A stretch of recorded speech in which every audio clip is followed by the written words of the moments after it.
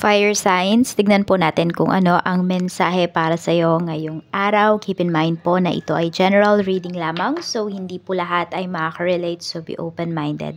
Cleanse muna po natin yung ating space, yung energy mo, at yung mga kumapit na negativity sa iyo kahapon, sa iyong isipan, sa iyong katawan. Inaalis na po natin yan. Kung may nag-evil eye po sa iyo, tinatanggal na natin at binabalik natin sa sender. Okay? Ayan, cleanse na po natin. This is for you, fire signs. Umpisa na natin yung reading mo.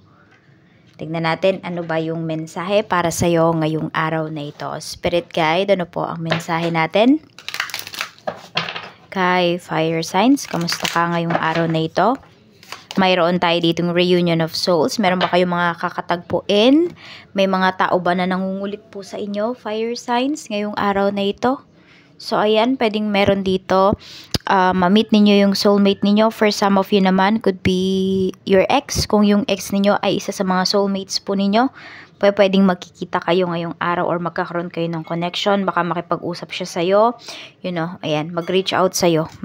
Pwedeng may mag-reach out sa'yo ngayong araw na ito. Tignan pa po natin ano pa yung mensahe. Spirit guide, mensahe pa po natin kay fire signs, Aries, Leo, Sagittarius. We have a blessing on your health. Okay, so pwedeng may isang tao dito na concern sa'yo, fire signs, na meron siyang i-offer sa'yo or meron siyang isasuggest sa'yo. Ayan, pwedeng medyo magkakausap talaga kayo ng tao na to. Tapos, yun, madami kayo mapagkikwentuhan. And, pwedeng meron nga siya. Ayan, kung meron kang nararamdaman in terms of your health, yan. Or kung saan ba mas nakaka-relax magpunta, pwedeng meron siyang isasuggest sa'yo.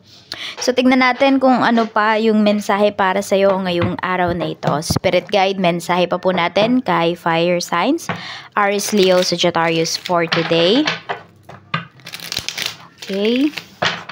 Tingnan natin pagdating sa bahay, sa family. We have King of Pentacles. So, meron bang may mga bayarin dito ngayon? Ayan po. So, pwedeng dumarating na yung mga bayarin ninyo paunti-unti. And meron dito sa family members mo parang nagsasayang ba siya? You feel na parang nagsasayang yung taong to. May mga binibili siya na sabihin natin na hindi naman importante, yung ganyan. Parang mga luho ba yung binibili ng tao na to? Or parang you feel na yung mga binibili niya doesn't make any sense. Ganyan. So, parang nagsasayang lang siya. Yun yung nafe-feel mo. Or, bakit mo nga ba ito nafe-feel? Pwede po kasi na ikaw yung nagbibigay ng pambili. Fire signs. Kaya, ayan. So, pwedeng sinasabihan mo siya. Ganyan. Kaya lang pagalit pa. I mean, pagalit yung tao pag sumagot sa'yo. Yan, isa sa family members mo ito. Pwede rin naman, pwedeng kasi male figure yung lumalabas dito. So, pwedeng kapatid mo yan, pwedeng tatay mo. Fire signs. Ayan, tignan natin. Ano pa yung mensahe? Tapos, meron din ako nakikita dito sa family members. Parang pag uutusan siya, kailangan babayaran pa. Kailangan may upa pa. Kaya nagagalit yung iba sa inyo. Tignan natin kung ano pa yung mensahe. Medyo stress kayo sa bahay ngayon. Check po natin pagdating naman sa friends. Kamusta mga kaibigan? We have Page of Cups. Okay, may mga kaibigan ka dito na nai-insecure sa'yo. Yan yung totoo. Fire signs. Kaya mag-iingat ka. Kasi pwedeng pag nakakausap mo yung mga kaibigan mo na to, alam mo yung instead na maging excited ka, sa una na-excite ka, pero nandun na kayo, nag-uusap na kayo, pwedeng nai-stress ka na. Okay? At pwede na yung mga kaibigan mo na to, kung sino-sinong mga tao yung pinag-uusapan. So, iwas ka na sa mga ganyang tao. Okay? So, sabihin mo na lang busy ka. Kasi mukhang walang mga sense ba yung pag-uusapan ninyo ngayong araw na to. Hindi naman lahat ng kaibigan mo. Pero may ilan kang mga kaibigan na yun, tuwing nakakausap mo is parang nabablock yung mga blessings na dumarating sa life mo. Tignan natin kung ano pa yung mensahe para sa'yo. Ano pa po ang mensahe natin? Spirit guide. Okay, pagdating naman po sa love life, we have the Hierophant. So, pwedeng ito, yung person mo, you feel na parang bang nawawalan siya ng direction, no, pagdating sa relationship po ninyo. You feel na parang iniiwan ka niya, yan. Parang you feel na ginughost ka ng person mo. Tingnan natin. Alam mo, pwedeng merong mga bagong nakakausap, basta parang may mga bagong tao sa life ng person mo na nababago yung kanyang kaisipan. Oo. yung mga paniniwala niya in terms sa relasyon, sa buhay-buhay, ganun. Parang you feel na nagbabago yung person mo. Fire signs. Tingnan natin ano pa yung mensahe. Tingnan natin. We have the dragonfly. Be lighthearted, finding out things coming to light. Ayan, malalaman mo kung bakit ba parang nagbabago yung person mo, lumalamig ba siya, yung mga pinapaniwalaan niya noon pagdating sa relationship, tapos ngayon parang iba na yung mga sinasabi niya. Ayan, malalaman mo kung bakit. Bakit ba nagbago na siya? Tignan po natin. Okay, ano ba yung gusto niyang sabihin sa'yo? Ano ba yung gustong sabihin sa'yo ng person mo? Ng asawa mo? Check natin. We have, I bury myself in work to forget you. Ayun, nagpapaka-busy na lang siya. Meron siyang pinoproblema. Okay? Pwedeng meron siyang nalaman. Pwedeng may nanira sa inyo. Kaya ganyan yung ginagawa ng person mo. Pwedeng nilalayuan ka na lang niya because of that.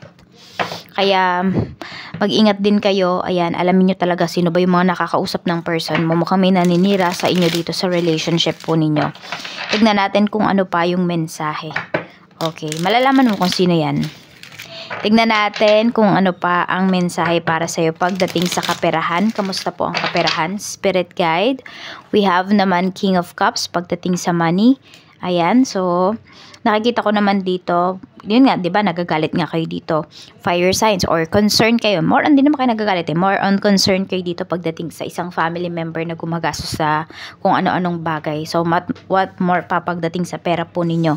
So, talagang napapahalagahan ninyo yung pera ninyo dito. And nakikita ko din na pwedeng meron ka talagang mga sinusuportahan. So, yung iba sa inyo, breadwinner talaga kayo sa family. And yung iba naman po sa inyo, pwedeng nandun talaga na nagbibigay po kayo. Alam mo, hindi kayo nagdadamot. Basta kaya nyo naman talaga ay wala kayong problema pagdating sa pera. Very balanced po yung inyong pag-handle ng inyong finances. And pwede rin na parang may hinihintay kayo dito na bagong opportunity or bagong new stream of income pagdating sa kaperahan po ninyo. Ayan, so more on waiting. Nasa waiting season yung iba po sa inyo. Tignan natin. Pero syempre kahit naghihintay kayo ay kilos-kilos pa rin. Check natin pagdating sa career. Kamusta naman? We have Ace of Cups. Merong new offer dito pagdating sa career.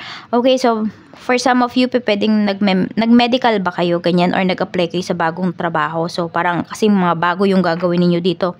Or parang hindi naman kayo back to zero. Pero ayan, meron kayong mga inuumpisahan dito. Tsaka may mga offer din po sa inyo dito. Fire signs. Yun yung pinapakita sa inyo dito ni Universe. Pagdating dyan sa current job ninyo, pwede na merong bagong offer para sa inyo. I mean, dyan lang din sa trabaho, pero may ino-offer na new position, yung mga ganyan, or new project. Pag-uusapan nyo yan ngayong araw na ito. Tignan po natin. Okay, tapos pwedeng meron din dito sa ano mo, concern sa'yo regarding health. Okay, baka may napapansin sila kunwari, sa mga kilos mo, sa mga, sabi natin kung before, napaka-active mo, ngayon hindi ka na active, madali ka nang hingalin. So yan, mukhang merong kakausap sa'yo dito, or meron ba kayong monthly check-up or yearly check-up dyan sa trabaho. So ayan po.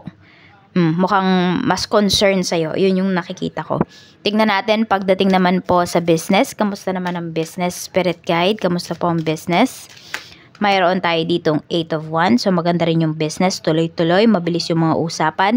So, madadaling kausap yung mga clients mo ngayong araw na ito. At meron pa dyan, pwedeng may mga deliveries kayo. Meron din kayo dito, fire signs na mga, yung pupunta pa talaga. Sasadyain pa yung business ninyo. You know, parang dinadayo ba yung business ninyo, ganyan. Ngayong araw, tignan po natin, maganda yung sales ninyo.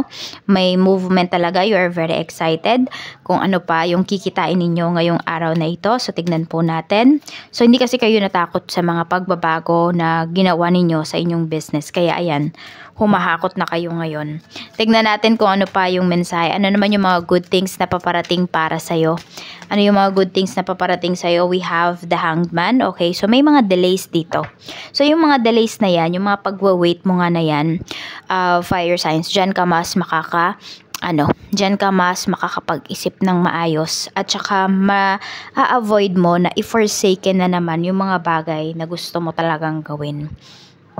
Magiging positive to yung mga delays na mararanasan mo ngayong araw. Tignan natin kung ano pa yung mensahe. We have Wheel of Fortune. Okay, so in terms to sa finances pala, 'di ba may hinihintay ka, so pwedeng iba sa inyo ma-receive nyo na yan today, some of you naman may delays kayo na mararanasan. Kasi pwedeng sabihin natin, 'di ba may hinihintay kang money, tapos may plano ka dun sa pera na yon. Kaya lang baka hindi talaga dun mo magastos yung pera. Meron pang mas importanteng bagay na pagkakagastusan ka. So sabihin natin nangyari na yung pagkakagastusan mo talaga na yon. Okay, yung hindi mo plinano. Magpapasalamat ka, ay buti na lang late dumating yung pera na to kasi mas kailangan ko pala ngayon. Tipong mga ganun. So tingnan natin kung ano po ang mensahe. So 'di ba, hindi ka magkakaroon ng utang dito.